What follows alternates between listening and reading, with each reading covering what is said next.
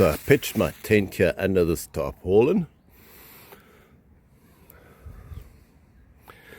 It's super lovely here. And I camped out for the night. Well, it's now morning. I slept super well under this duvet and pillow. And now it's time for coffee and breakfast.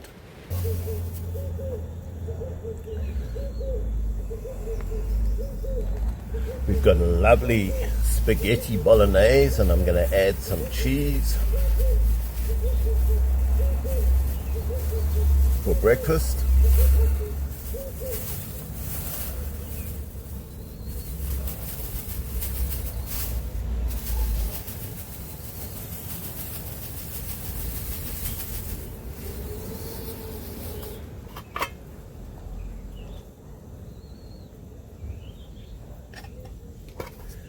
So I went to sleep last night. The wind was howling.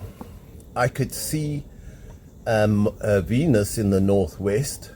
I can see lovely little birds sitting there and a robin on the fence. And I woke up this morning. I could see Rigel, Orion, Betelgeuse, and then the same distance as Rigel to Betelgeuse was Mars in the same straight line now. And I was just interested in Mars. I was thinking, we always talk about going to Mars. Elon Musk wants to go to Mars. People have volunteered for this one-way trip to Mars. I wanted to just think about how easy would it be to live on Mars. So Mars has got 38% of the gravity of Earth, which means when you live there, your bones just slowly wither away. And after a few years, they'd be so brittle, you couldn't return to Earth because your bones would be so thin. And the microgravity also affects the eyes, so your eyesight gets worse, as people on the International Space Station find that over time the microgravity affects their eyes. And see, we got this lovely little fire going, this little camping stove, and there's no atmosphere to speak of that you could breathe on Mars. It's 1% the atmosphere on Earth, and it's all mostly carbon dioxide. The temperature varies from 20 degrees Celsius to minus 60. That's like, this morning would be about close to 20, and at the poles, at night, midnight, it's about 60. So it's a very hostile environment. And because there's no atmosphere to speak of and there's no magnetic field, you've got to, the cosmic radiation from the sun is going to affect you, and it's going to radiate you and cause damage to your DNA, and you're going to get mutations, and it's going to kill you that way. So that's the problem of living in space or living on Mars or the moon, is there's no atmosphere to protect you. And also there's meteors. Mars is next to the meteor belt, or the asteroid belt, and these meteors fall on Mars all the time. There's mini earthquakes as they hit Mars, because there's no oxygen to speak of on Mars. 0.1% of the atmosphere is oxygen to burn up all the meteors coming into Mars. So people would have to live underground like moles or rats on Mars. And you'd have to live in a completely sealed chamber. The moment that chamber sprung a leak, the Martian atmosphere would just suck all the moisture out of you. You'd die almost immediately, like you would in space. And you'd freeze doing it.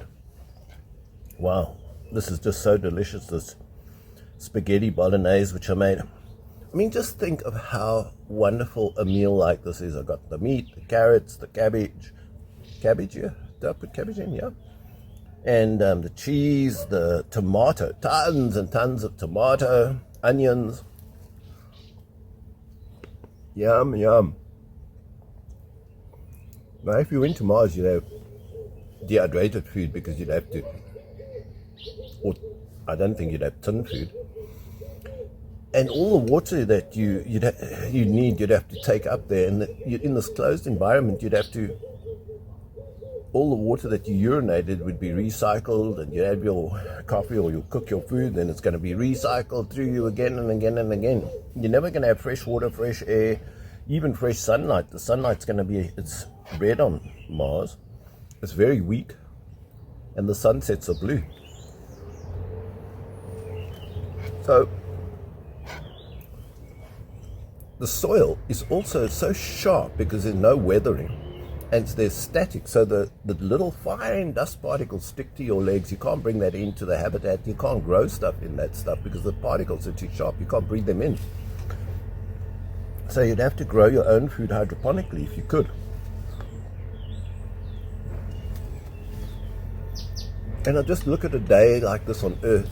There's a cat sitting there. There's birds around. Beautiful trees. Gorgeous sunlight. Blue sky. 1,000,001 things I have a choice of doing today. Your choices of doing things on Mars because of the limited stuff that you can take with you. You'd be living just permanently every day just to survive.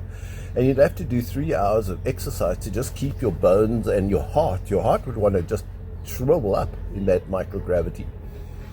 You'd have to be spending 3 hours a day just exercising to keep your bodily organs going. The longest anyone's ever stayed in microgravity or space is 14.5 months.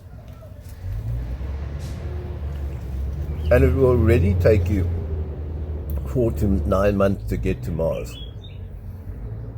And there's only certain times, like every 26 months, that you can go to Mars. So if you forgot something or something goes wrong, nobody can rescue you for between the next 26 months. That the orbits of Mars and Earth line up. Listen to that, probably a robin. So, whenever I get a bit depressed, I think, oh, life is awful here. I think, wow, but life on Mars would be just so terrible. You'd have so little agency, that you'd have so little stuff to play with. It would all be dehydrated, light, horrible stuff. You'd be spending your life trying to just survive, trying to get enough water, oxygen, patching repairs to your, and you'd have to live underground in a lava hole, meaning an old extinct volcano, because that's the only way you could survive from the radiation that's coming down, the meteors, and it'd have to be totally airtight. So, wow, it'd be so difficult living a life on Mars. And I think it's just the joy that you get from, just think food alone. You can go to the fridge, you can go and get your vegetables, open your tap, you get your water. You don't have to worry about your air, you just breathe it. You can play with all your devices. You can play with 1,000,001 things. It's an infinite thing, a number of things. You can go down to the sea. You can climb a mountain. You can play a sport. You can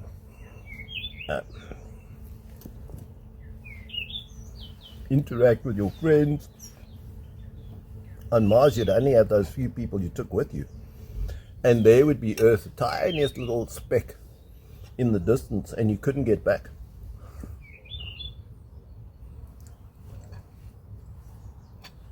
I wouldn't wish life on Mars for the few years you're going to live there before you die on my worst enemy. It'd be worse than the worst prison here on Earth, virtually.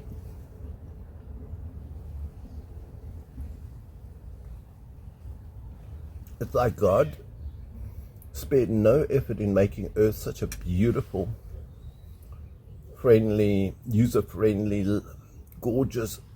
We don't think about it. We just breathe the air, we drink the water, we eat the food, we play with all the millions of things around us. We enjoy the sights, the sounds, and sometimes when I get sorry for myself, I just think, wow, all of that would be so hard to get that on Mars. It'd be almost impossible to get that on Mars. And you'd have to be just grateful to eat, drink, and breathe on Mars. Anything else, you'd be so super fortunate to have. And it'd be just what you'd taken with you. Your life would be so sterile.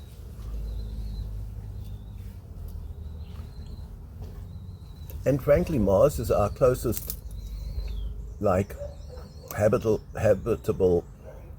planet. Venus is gas. Couldn't live there. So,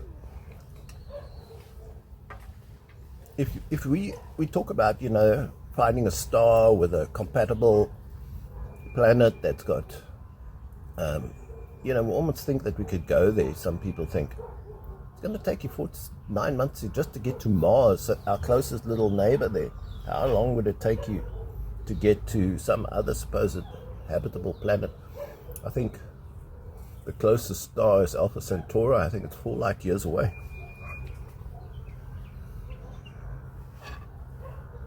So we live in a most beautiful, God really did a great job in making this planet. And he made it for mankind. We're suited to it. Our body is suited to it. Our body is not suited to Mars or any other planet, or even living in space or on the moon. You could only live there temporarily before the radiation and the microgravity kills us, or a leak. There's no air, the air or lack of water or something causes a problem. I mean, it's all good and well to live on the International Space Station for a while, but you're coming back in 6 months to a year. And that's about all you can cope with. And there you can see the Earth, and it's within reach, and it's not a single one-way trip. So, how blessed. Think everything that you do today, the agency you have, every little activity you do today, just think of the joy.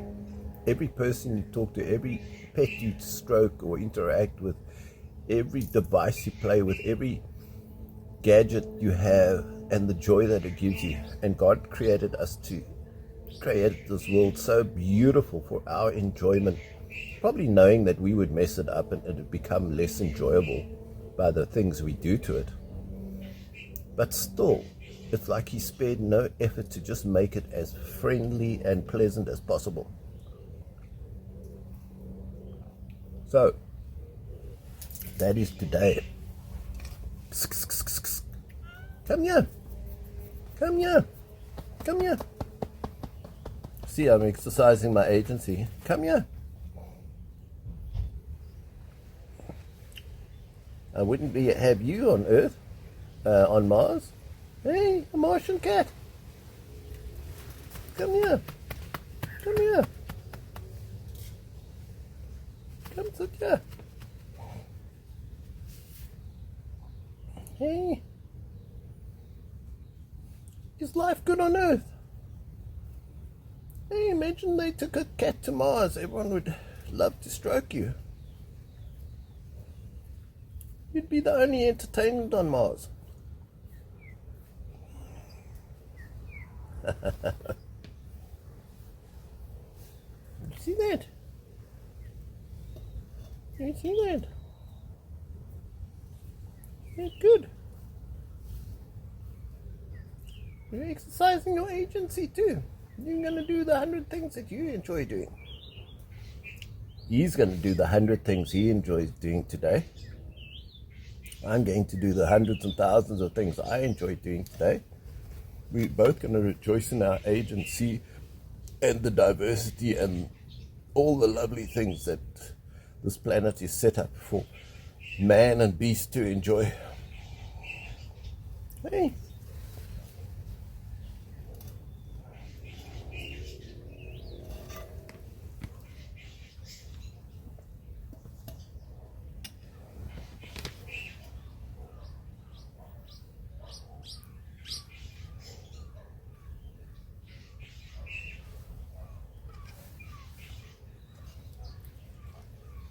Must say I had such a pleasant sleep last night.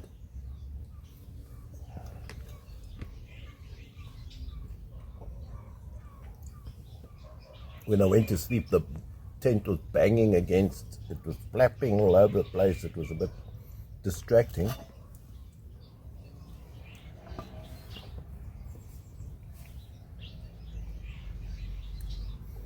But it didn't stop me sleeping.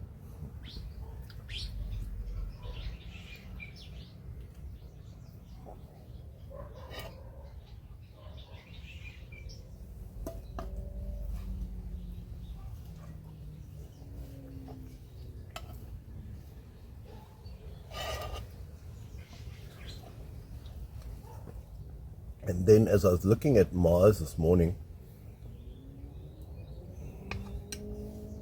I heard the dikop, otherwise known as a spotted thick knee. Dikop means thick head, going beep, beep, beep, beep, beep, beep, beep, beep, beep, beep, beep, beep, beep. I was thinking you'd have to be a real dikop to want to volunteer to go to Mars. I mean, why would you give up all the agency, joy, fun, beauty, pleasure, just for what? So that somebody can, just so you can say you're the first person to go to Mars on a one-way trip. And it'd be like torturing. You'd have a breakdown if you didn't get killed by the harsh conditions. It's just so obvious that Mars is not intended for human habitation or any form of life. And I take it as a principle that when something is a struggle, it's not meant to be. I mean, I talk about the goodness and severity of God. If life gets severe and everything is a struggle, it's like every door closes on you, which is what living on Mars is like, having everything is closed to you. Everything's a struggle. Then I normally take that as an indication that is not God's will. I've always found when I'm in the will of God, even though they're doors, they do open for you. So it's not like a Christian life is an easy life. I face doors all the time, struggles, hardships. But the doors open. Now, when I look at an environment like Mars, it's like every door has been shut. You've got to jimmy it open with a crowbar. You've got to force your way to find water, force your way to find a habitat. There's no assurance you could find habitat on Mars. You've got to find, they haven't even found it yet, like a lava pit, an empty crater that you could live in. They haven't found it. And it could be sharp as anything. Then you've got to store air, make it airtight. How do you live in a big hole in the ground? And then you've got to bring your air with you from Earth. Maybe you could create a bit of oxygen through photosynthesis, but the sun is so weak. So just getting oxygen and water, and then your body's wanting to die in you all the time due to the microgravity and the radiation and the meteors falling onto Mars that don't burn up because there's no oxygen to burn them up like on Earth. It's like, don't you get the picture? This door is closed. This is not God's will. So no one's going anywhere. We're stuck here on Earth. It's lovely. You don't want to go to Mars. You're not going to go to Mars. No one's going to go to Mars except on a one-way suicide trip. So Elon's not going to Mars. He might get a few volunteers who took up enough to go and volunteer to go to Mars. But he ain't going. He's probably smart enough to know how awful it is. He's done the research. I've now done the research. We're going nowhere. We're stuck here, and it's wonderful to be stuck here. This is the place I want to get stuck. So like I say, if it's not God's will, all the doors are closed, and all the doors are closed on life on Mars or on any other planet or even the moon. You could go there for a short while. You could fight the odds. It's like you could walk to the top of Everest, but Everest has got no atmosphere. You're in the death zone. You're fighting it all the way, and you just have to get there and get back. Now, Mars is like a death zone. It's like the top of Everest. You can't breathe there. You can't. The top of Everest is completely friendly compared to life on Mars. Are you comfortable there? Are you comfortable, my darling? I think I need to get up. I think I need to get up.